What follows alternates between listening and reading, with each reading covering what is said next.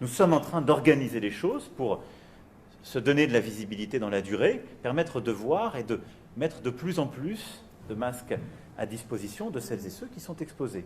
C'est-à-dire qu'il envoie au casse-pipe non seulement le personnel hospitalier, mais également il envoie au casse-pipe tout un peuple qui n'a pas ni test. Mais arrêtez, il faut quand même dire les vérités. Ce qui a été fait par le gouvernement, c'est de privilégier les soignants les plus exposés. Pardonnez-moi de réagir comme ça. Il envoie au casse-pipe le personnel hospitalier qui n'a pas de masque, qui n'a pas de test. Test. Oui, mais on les a pas. Test. Ah bah, je veux bien, mais on les a pas. Est-ce qu'il n'appartient pas à une puissance industrielle, au lieu de communiquer sur les plateaux télé, Avec beaucoup de détermination, avec aussi beaucoup d'humilité.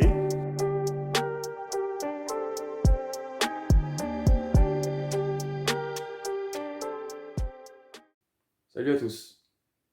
Si les mensonges permanents du gouvernement rendent l'actualité difficile à analyser, il est quand même possible de revenir sur certains éléments factuels qui vont nous permettre de comprendre comment on en est arrivé là.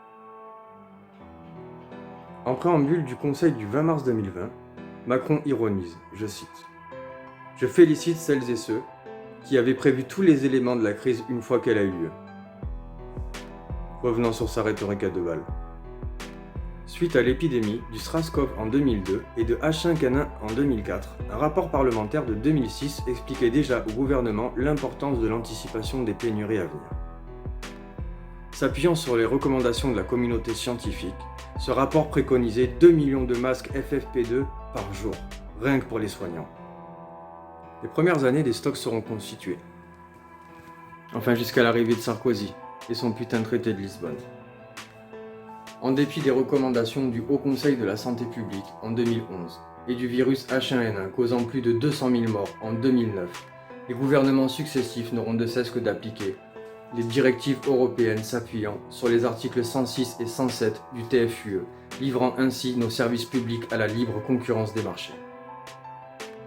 Ces directives, en dehors des réformes imposées du système des retraites, du code du travail ou de la casse de nos acquis sociaux, infligent à ces pays membres la rationalisation de leur budget de santé, qui entraînera, entre 2003 et 2016, la fermeture de 64 000 lits d'hôpitaux. Et justement, en 2016, on apprend dans un mail révélé par Wikileaks que l'actuel directeur général de la santé, Jérôme Salomon, prévenait déjà le candidat Macron sur l'état de notre système de santé et sur le fait que la France et nos hôpitaux n'étaient pas prêts à affronter une épidémie d'ampleur. Macron en prendra note.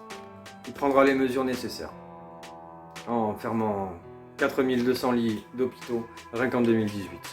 Les approvisionnements en matériels médicaux subiront également les lois de l'économie de marché si chères à notre président. Il y avait pourtant en France une entreprise avec une capacité de 220 millions de masques par an, 4 millions de masques par semaine en cas de crise. Mais en 2010, elle est rachetée par la multinationale Honeywell et sa politique d'entreprise dévorante. Affaiblie par le désengagement de l'État en 2011, elle finira en 2018 délocalisée malgré les cris d'alarme lancés à Macron et à son ministre de l'économie Bruno Le Maire. Non seulement ils étaient au courant, mais l'entreprise de Plaintel en Bretagne a fermé sous leurs yeux. La même année, un député suisse annonçait vouloir priver la France de ses LBD. Mais pas d'inquiétude, désormais ils seront made in France. Si la France n'était pas prête à affronter une épidémie, tout l'arsenal de guerre habituel vous attend pour le déconfinement.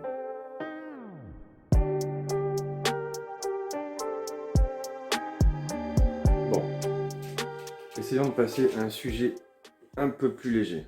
Enfin, je crois. Le 6 avril, un pont aérien entre la France et la Chine devait acheminer 16 millions de masques. Mais pas de chance. Les Chinois font du dépistage aux frontières. Et comme vous l'avez senti venir, un pilote d'Air France a été contrôlé positif au Covid-19 dès son arrivée sur l'aéroport de Shanghai. Il a été placé en quarantaine. Hein? Comment ça, nous mettre en quarantaine? C'est lui qui est plein de microbes, c'est pas moi. Et soigné par les autorités chinoises. Une fois son rétablissement confirmé, il a été autorisé à quitter l'hôpital. L'avion, quant à lui, est resté bloqué sur le sol chinois. À ce moment-là, des négociations ont été entamées entre la France et la Chine pour que les pilotes français restent à bord de l'avion afin d'éviter les tests au Covid-19. Le pire dans tout ça, c'est que les Chinois vont dire non. Il sera finalement décidé qu'un autre convoi prendra le relais à Séoul, en Corée du Sud, afin d'éviter les tests au Covid-19 sur le sol chinois aux pilotes français. Alors juste une réflexion comme ça. Est-ce que des fois, il serait pas judicieux d'envoyer des pilotes qui sont pas malades et de les tester avant?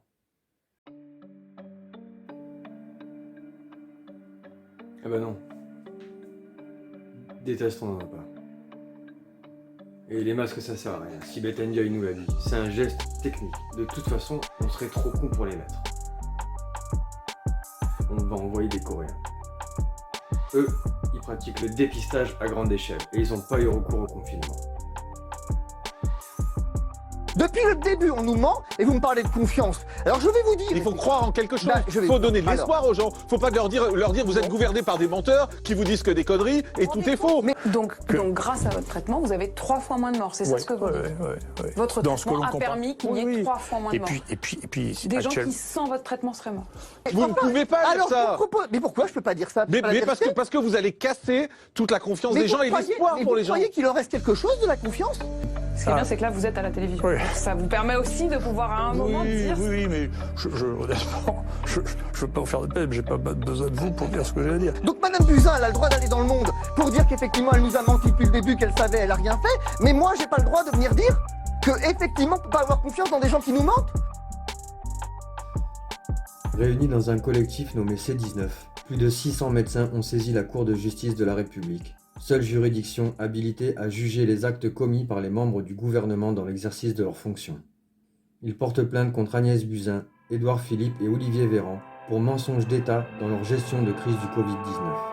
Vous pouvez leur apporter votre soutien par un geste simple en signant cette pétition dont le lien est en description.